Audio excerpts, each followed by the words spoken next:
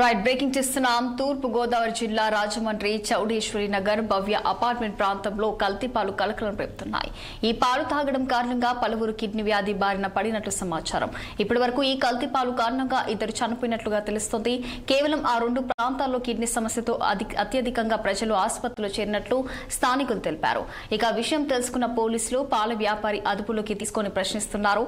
బాధితులంతా ఒకే వ్యక్తి దగ్గర పాలు కొనుగోలు చేసినట్లు గుర్తించారు. మరోవైపు ఇక చౌడేశ్వరి నగర్లోని 35 మందికి పైగా బ్లడ్ శాంపిల్ సేకరించారు.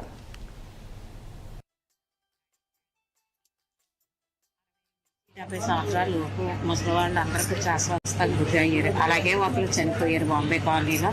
కనకరత్నం అలాగే బాధ్యత కనకరత్నం గారు అలాగే ఇద్దరు పిల్లలండి, ట్విన్స్, బాబు అండ్ పాప.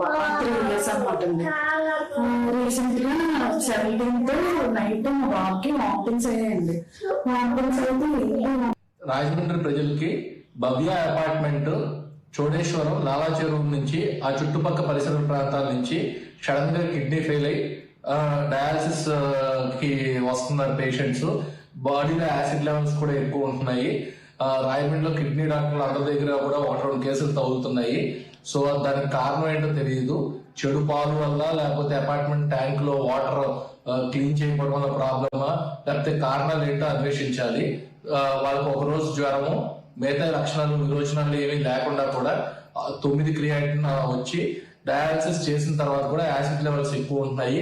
ప్రతిరోజు ఉదయం 6 గంటల నుంచి 6:30 పాలు సైకిల్ పాలు అబ్బాయి వస్తారు. అక్కడ చాలా మంది ఇక్కడ ఖాతాగా పాలు వేయించుకుని అవి పిల్లలేటి పెద్దలేటి అందరూ అవుతారు. గత సోమవారం కాడి నుంచి కొంచెం అది ఎలాగేసారు ఏమో పాలు తాగిన కాడి నుంచి 60 నుంచి 70 సంవత్సరాలు ముసలి వాళ్ళు అందరికీ శ్వాసకోశాలకు గురి అయ్యారు. అలాగే ఒకరు చనిపోయారు బాంబే కాలనీలో.